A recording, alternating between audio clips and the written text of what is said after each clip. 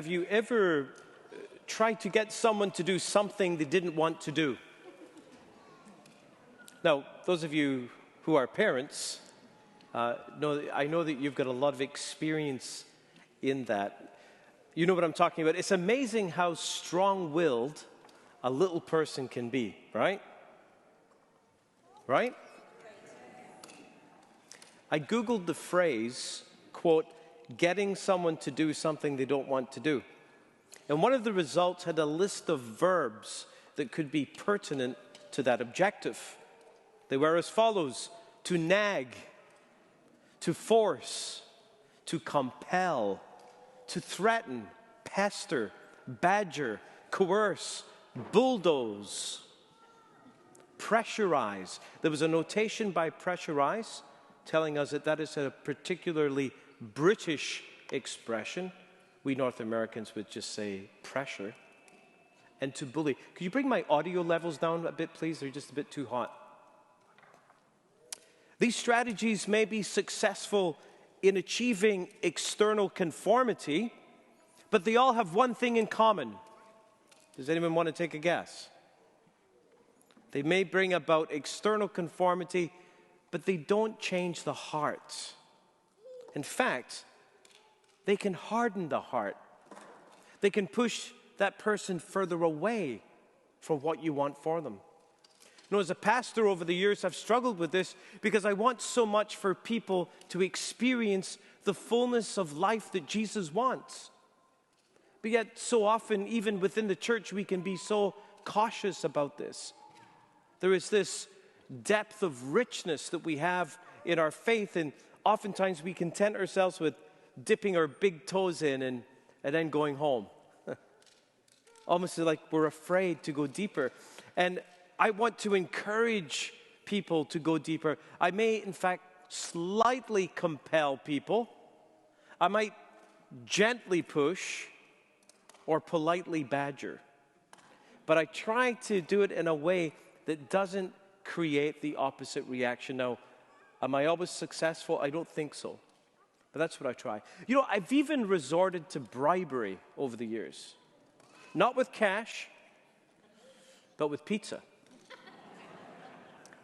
I have literally bribed dozens and dozens of teenagers to go on youth retreats with the promise of pizza if they didn't think it was the best weekend of their life. I had no lack of takers on that bet. They were pretty confident they would be getting free pizza. But after all these years, I have never once had to buy a teenager a pizza. Because often on these weekend retreats, they would have an amazing experience. In fact, just 2 weeks ago, I went for supper with a former parishioner with a family I knew in one of my previous parishes. And their teenager is now a young man who's about to get married. But when he was 15 years old, the last thing he wanted to do was go on some religious weekend. But he went because of the promise of pizza.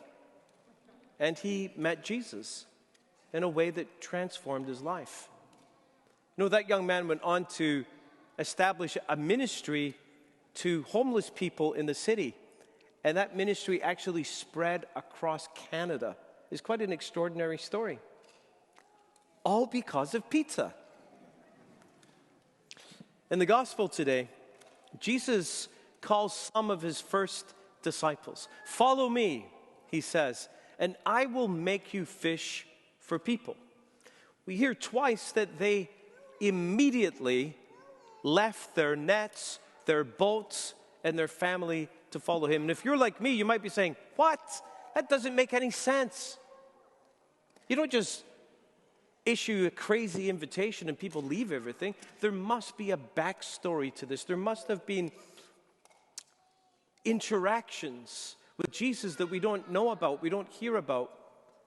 We've definitely missed something. And St. Matthew is silent about this and leaves it to our imagination. And by the way, if you want some help imagining what the backstory could have been, I highly recommend a relatively new series that's available online called The Chosen. Has anyone seen The Chosen? It's actually fantastic. It really, really is. High-quality production. And it casts the person of Jesus and the disciples as real people. and it tells a version of a backstory that is plausible, but it's incredibly engaging, and it's in its third season now. It's available free of charge online, so check that out. Okay, end of commercial, back to the homily. Jesus says, "Follow me, and I will make you fishers of people." The disciples leave their nets. Now, think about that. They're fishermen. They leave their nets. This is their identity, and they give it up. They leave their boats. This is their security, and they give it up. They leave their family, and this is their, family, and they give it up. What the heck happened? Obviously, this radical invitation of Jesus and this radical response is the crescendo of a series of interactions. There's no nagging, coercing, bullying, or bribing, no mention of pizza, only an invitation based on a relationship. They had moved from knowing about him, because Capernaum was a really small town, they would have heard the stories. They moved from knowing about him to coming to know him. And those things are very, very different, aren't they? To know about someone and to know someone.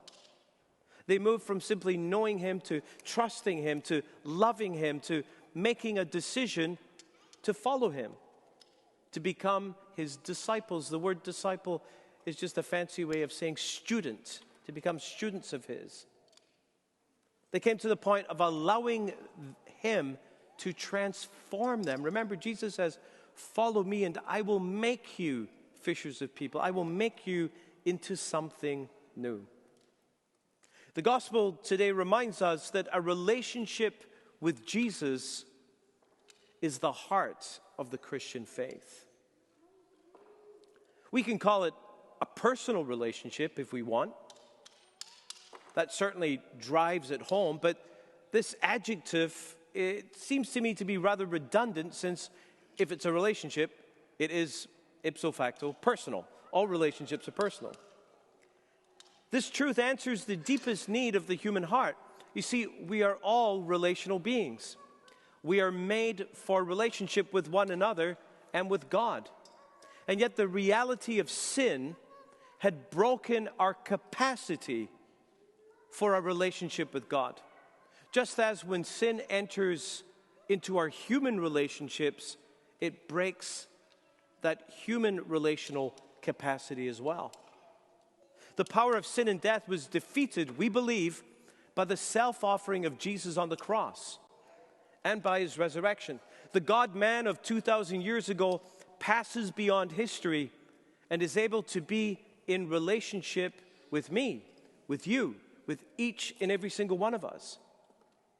It's possible not just to know about him, but to know him, to trust him, to love him, and to follow him.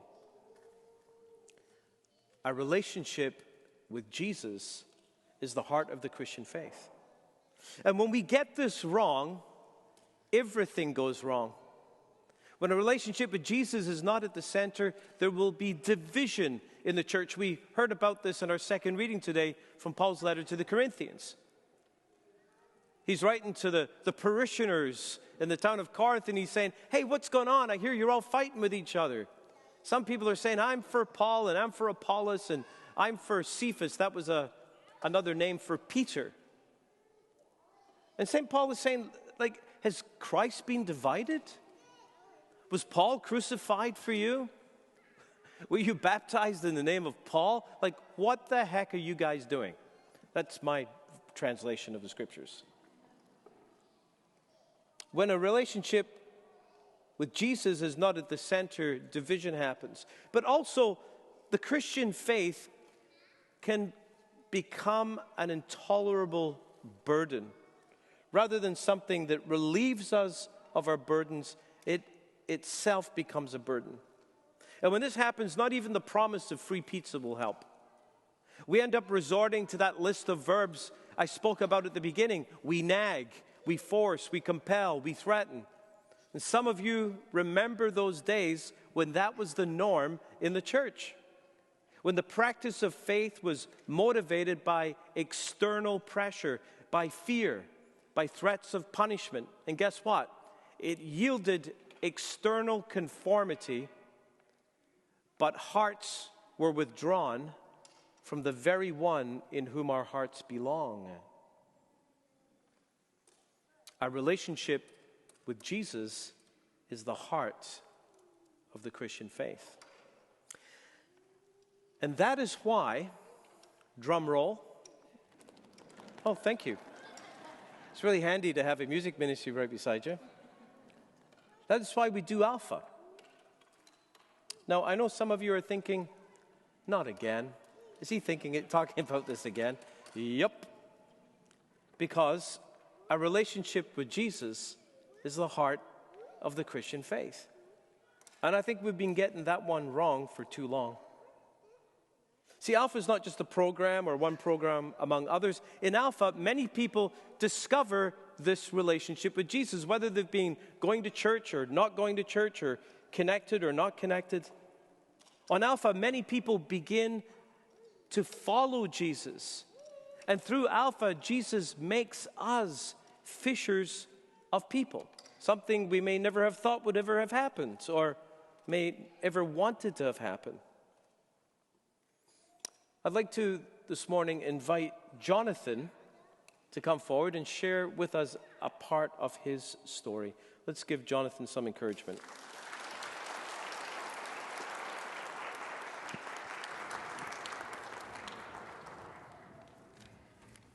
Thank you, Father James. That was fantastic, as always. And when we're talking about pizza in relation to Jesus, I think that's something we can all relate to. And I especially love the message from Corinthians today, because it's a message about love and unity through Jesus. And that is what I'm here to talk to you about today. My name is Jonathan Campbell, and I am a relatively new member here at Our Lady of Guadalupe Parish. I usually sit somewhere over there with my 12-year-old son, Lane, who is away at a hockey tournament this weekend. And if you go to the 9 o'clock Mass, you may have had the misfortune of hearing me sing in the choir last year. And as hard as the ladies tried, I learned that I'm more comfortable singing down here with you. I am so happy to be here today to talk to you a little bit about my recent Alpha experience, which finished up just before Christmas. And when I first heard Father James talk about Alpha, I have to admit I wanted to go about as much as I want to go to the dentist. Why do I need a program that teaches people about Jesus? I already have faith. I don't need to be there, I told myself. I was wrong. Alpha is so much more than what I thought it was. While it is a springboard into Christianity, it is also about growing our faith together. And no matter where you are in your journey of faith, we could all use a little bit more of that. Until this past year, I was a part-time Catholic. A dash of insincere prayer here, maybe a Christmas or Easter Mass there. But as I struggled in 2022 with some of the biggest challenges of my life, like separation from my 17-year marriage, and that same week I got hit in the face with a puck, broke my face in 2 places, and had a nasty concussion with symptoms that still go on. But there was something in that puck that gave me a renewed passion to find my true self. And that led me across the street where I moved. God moved me across the street from St. Peter's, and that led me here. That led me to want to be a joyful disciple in our community in faith and charity, and that led me to Alpha.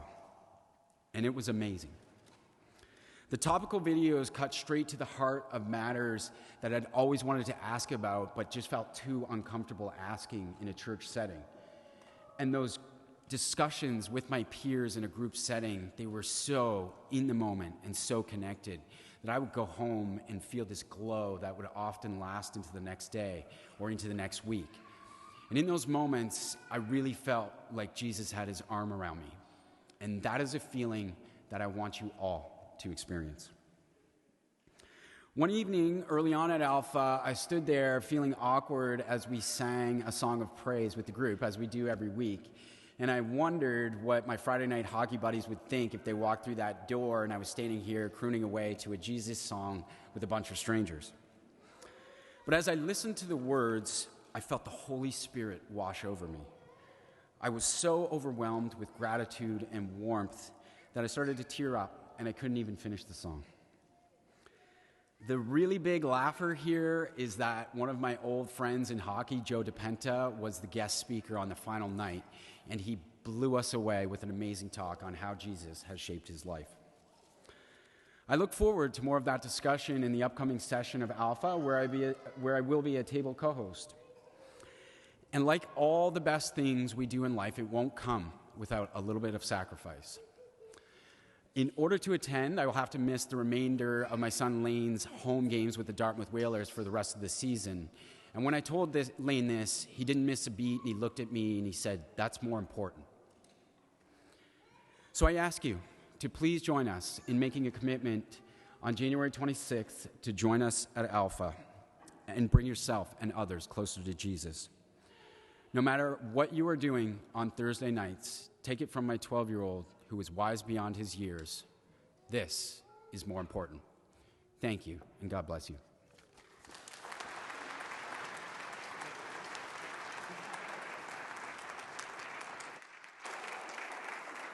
Thank you, Jonathan, and thanks for sharing that amazing story. Now, can you guess how we managed to make Jonathan share his story? No pizza. All we did, little kids, pizza? All we did was ask. No pizza was involved. No nagging. No coercion. No guilt. He came up here because he wanted to share his story, because a relationship with Jesus makes all the difference.